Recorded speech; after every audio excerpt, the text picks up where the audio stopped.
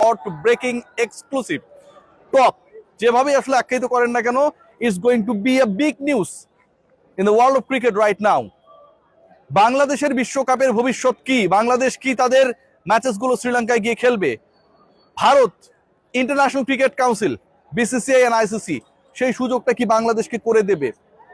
গ্রুপের যে চেঞ্জিং, আমরা দাবা খেলায় দেখি না যে ক্যাসলিং করে হচ্ছে চেঞ্জ করা হয়, সেরকম কোনো ঘটনা কি ঘটবে? বাংলাদেশ কি বি গ্রুপে চলে যাবে, সি গ্রুপে বাংলাদেশের জায়গাটায় আয়ারল্যান্ড চলে আসবে?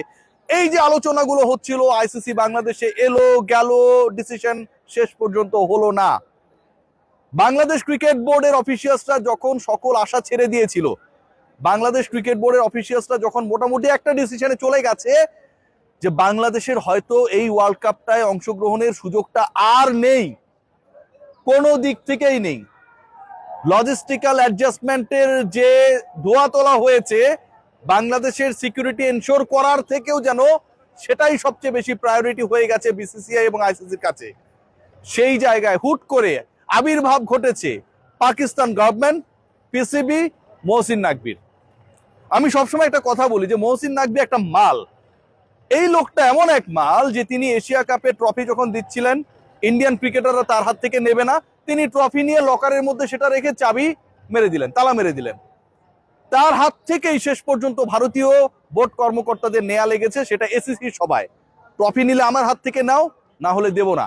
এই যে মহসিন নাকভি, যিনি ভারতীয় ক্রিকেট বোর্ড, আইসিসি তাদের হিসাব নিকাশকে উলট পালট করে দিতে পারেন, এবারও যেন সেই খেলটা আবার নতুন করে নতুন ডাইমেনশনে নতুন মঞ্চে দেখালেন। পাকিস্তান ক্রিকেট বোর্ড তাদের যে বিভিন্ন সোর্সেস গুলো রয়েছে, জিও নিউজ, পাবলিক নিউজ, বিভিন্ন নিউজ সোর্সেস যেগুলো রয়েছে, যে নিউজ হাব গুলো রয়েছে, তারা জানাচ্ছে they will not participate in the upcoming world cup যদি বাংলাদেশ অংশগ্রহণ করতে না পারে। আবারও বলছি, they will reconsider regarding the issue of their participation in the upcoming World Cup. যে ওয়ার্ল্ড কাপটা শুরু হতে যাচ্ছে পরের মাসের 7 তারিখ থেকে, পাকিস্তান will reconsider তারা অংশগ্রহণ করবে কি করবে না। According to the sources and the news agencies of Pakistan, PCB, বাংলাদেশের অংশগ্রহণটা নিশ্চিত হচ্ছে কি না সেটার উপর ডিপেন্ড করে। ভয়াবহ পরিস্থিতি, বাংলাদেশকে বিশ্বকাপে আপনার নিতেই হবে। আনলেস বাংলাদেশের গ্রুপ নিয়ে যে কাহিনী তৈরি হয়েছে, বাংলাদেশের পার্টিসিপেটিং যে প্রতিপক্ষরা রয়েছে তাদেরকে নিয়ে যে কাহিনী তৈরি হয়েছে, সকল কাহিনী একদম ডেমোলিশ হয়ে যাবে, আইসিসির রেভিনিউ ফল করবে। কেন বলছি এই আলোচনা? বাংলাদেশ অংশগ্রহণ না করলে ইন্ডিয়ার গোনার টাইম নাই, পাকিস্তান অংশগ্রহণ না করলে ইন্ডিয়া কেন, আইসিসিরও গোনার টাইম বের করতে হবে। টোটাল যে রেভিনিউ এক ইন্ডিয়া পাকিস্তান ম্যাচ আয়োজন করে আইসিসি প্রফিট করবে, ব্রডকাস্টার প্রফিট করবে, পুরোটা আকাশ থেকে মাটিতে খসে পড়বে। ওয়ার্ল্ড কাপের রেভিনিউ 70% কমে যাবে if Pakistan decided not to take part in the upcoming world cup. Bharat পাকিস্তানকে এক গ্রুপে রাখাই হয়, যতই দেখতে না পারুক। ইন্ডিয়ান বলিউড ইন্ডাস্ট্রি আর আইসিসি চলেই হচ্ছে ইন্ডিয়া পাকিস্তান ক্ল্যাশ নিয়ে। সো পাকিস্তান যখন বলছে যে আমি অংশগ্রহণ করব না যদি না বাংলাদেশকে তোমরা তাদের রাইট ডিসিশন মেক করার ক্ষেত্রে হেল্প করো, তখন আইসিসির কোনো কিছু করার নেই। মুখে মুখে অনেক কথা বলতে পারে, অনেক লেটার পাঠাতে পারে, অনেক মেইল করতে পারে, অনেক ধরনের বক্তব্য আসতে পারে, অনেক সমস্যায় তারা রয়েছে, হাত ব্যথা, পা ব্যথা, মাথা ব্যথা, এগুলো কিভাবে সারাবে এই অল্প সময়ের মধ্যে। কিন্তু এন্ড অফ দ্য ডে ভারতের গ্রুপেও একটা বড় ধরনের ক্যাচার লাগার অপেক্ষায়, কারণ আপকামিং ওয়ার্ল্ড কাপে ভারত পাকিস্তানের যেই ম্যাচ, পাকিস্তান যদি শেষ পর্যন্ত না খেলে সেই ম্যাচও পোস্টপোন হয়ে যাবে। বাংলাদেশ যদি না খেলে, বাংলাদেশের যে 4টা ম্যাচ রয়েছে সেই 4টা ম্যাচ আলটিমেটলি পয়েন্টলেস, বাংলাদেশ থাকবে, অন্য দলকে আপনাকে ওয়াকওভার দেওয়া লাগবে। পাকিস্তান যদি না খেলে, ভারত সহ তার প্রতিপক্ষ 4টা দল ওয়াকওভার পাবে। টোটাল 8টা ম্যাচ টেলিকাস্ট হবে না। এই টোটাল 8টা ম্যাচের মধ্যে ইন্ডিয়া পাকিস্তানের ম্যাচ এবং ইন্ডিয়া পাকিস্তানের গ্রুপের খেলা যারা ফলো করে তারা কেউ ওই গ্রুপের খেলা ফলো করবে না। হোয়েনেভার ইন্ডিয়া পাকিস্তান এক গ্রুপে নাই অথবা থাকার পরেও পাকিস্তান খেলবে না ডিসাইড করছে, ওই গ্রুপের কোনো ভ্যালু থাকে না। বাংলাদেশের সাথে প্রতিপক্ষের যে খেলাগুলো হবে, যতই সাধারণ নির্বাচনের কথা বলুন, এন্ড অফ দ্য ডে যে মানুষগুলো ক্রিকেটকে গালি দেয়, অনেক বেশি আপসেট হয়, সেই তারা এই মাঠে এসে খেলা দেখে। ভাই, মানুষ অনেক ভালোবাসে ক্রিকেটটাকে, অনেস্টলি গালিগুলো দেয় কষ্ট থেকে। বাংলাদেশের খেলাও রেভিনিউ ফল করবে। 70% of the revenue targeting by the ICC in the upcoming event হবে না। না হলে বিসিসিআই, আইসিসি এই যে একটা ভাব দেখাচ্ছে না বাংলাদেশকে গোনার টাইম নাই, সেই কাউন্টটা তাদের করতেই হবে। এখন কি হবে? এখন আমার কাছে মনে হয় বিসিসিআই দে আর আন্ডার প্রেসার, এক্সট্রিম প্রেসার। এই প্রেসার থেকে কিভাবে বের হবে? জায়সা যদি এখন ডিসাইড করে যে বাংলাদেশে গ্রুপ চেঞ্জ করা যাবে না, পাকিস্তান বলবে আমরা খেলবো না, ওয়ার্ল্ড কাপই শেষ। বাংলাদেশ পাকিস্তান খেলবে না, ওয়ার্ল্ড কাপই শেষ। এই ওয়ার্ল্ড কাপের কোনো ভ্যালু নাই। ইন্ডিয়া পাকিস্তানকে এক গ্রুপে রাখা হয়েছে, পরের বার যখন আবার নেক্সট স্টেজে যাবে তখন আরেকবার তাদেরকে খেলানো হবে, ফাইনালে গেলে আরো একবার খেলা হবে।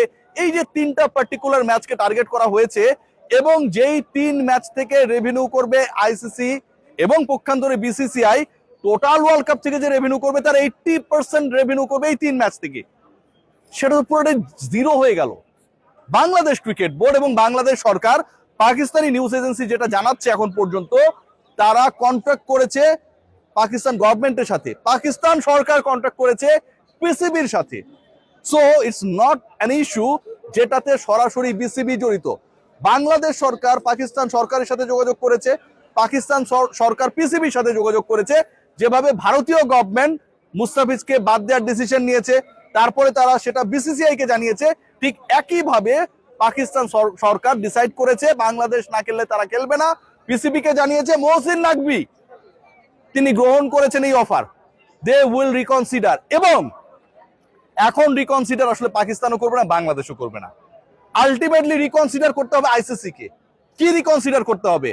ইদার বাংলাদেশের সি গ্রুপের ম্যাচেস গুলো 4টা ম্যাচের 4টায় শ্রীলঙ্কায় দিতে হবে, নাম্বার 1 অপশন, যে অপশনটা অনেক ডিফিকাল্ট। আর নাম্বার 2, বাংলাদেশের গ্রুপ শাফলিং করতে হবে, বাংলাদেশকে বি গ্রুপে দিয়ে সি গ্রুপে অন্য আরেকটা দল শিফট করে, বাংলাদেশের গ্রুপে অন্য আরেকটা দলকে শিফট করে। সো এই 2টা অপশনই রয়েছে এই মুহূর্তে বিসিসিআই এর কাছে। আজকে বিভিন্ন নিউজ পোর্টালে নিউজ হয়েছে বাংলাদেশের ক্রিকেট বোর্ডের কর্তারা হতাশ, তারা কোনো আশা দেখছেন না, বাংলাদেশ আপকামিং ওয়ার্ল্ড কাপে খেলবে না। শেষ পর্যন্ত সবকিছু ডিপেন্ড করছে জয়শা কি ডিসিশন নেয়। But end of the day জয়শা is জয়শা, জয়শা is the president of ICC. Because of this ICC they have a big prospect in the upcoming world cup. জয়শা কেন এত পাওয়ারফুল? কারণ এই প্রসপেক্ট, এই ফিনান্স, এই রেভিনিউ সবকিছুই ডিপেন্ড করে হচ্ছে এশিয়ান কান্ট্রিগুলোর ম্যাচেসের উপরে। অস্ট্রেলিয়া সাথে ইন্ডিয়া প্রথম রাউন্ডে খেলা নাই, অস্ট্রেলিয়া শ্রীলঙ্কার গ্রুপে। ইংল্যান্ডের সাথে ইন্ডিয়া সেই খেলাও নেই, ইংল্যান্ড বাংলাদেশের গ্রুপে। প্রথম রাউন্ডের খেলা বলতেই হচ্ছে ইন্ডিয়া পাকিস্তান। ভারত যদি টার্গেট করে তার দেশের 120 কোটি মানুষ খেলা দেখবে, অ্যাপে, টেলিভিশনে, বিভিন্ন পোর্টালে খবর নিবে, ব্রাউজিং করবে, পুরোটাই ধসে পড়বে। জাস্ট পাকিস্তান যদি ফাইনাল ডিসিশন জানিয়ে দেয় বাংলাদেশ না খেললে আমরাও অংশগ্রহণ করব না। সিকিউরিটি ইস্যু নিয়ে যেই প্রশ্ন উঠেছে, যেই প্রশ্ন তোলা হয়েছে, যেই দাবি জানানো হয়েছে, প্রত্যেকটা point very much legit and valid. আপনি একজন মুস্তাফিজকে নিরাপত্তা দিতে পারবেন না, পুরো দলকে আপনি নিরাপত্তা দিয়ে বিশ্বকাপ খেলিয়ে দিবেন, এটা মামা বাড়ির আবদার না। সো মামা বাড়ির আবদার যেহেতু না, এই লেজিট পয়েন্টে পিসিবি এন্ড বিসিবি তারা একই সাথে দৌড়াতে চায়। তারা যেন একটা রিলে রেসে দৌড়াচ্ছে, বুলবুল দৌড়ে ব্যাটনটা মহসিন নাকবির হাতে দেবে আর তিনি ফাইনাল যে জায়গাটা সেখানটায় টাচ করবে। Let's see what happen. But right now মহা চাপে জয়শা, BCCI and ICC. Take care.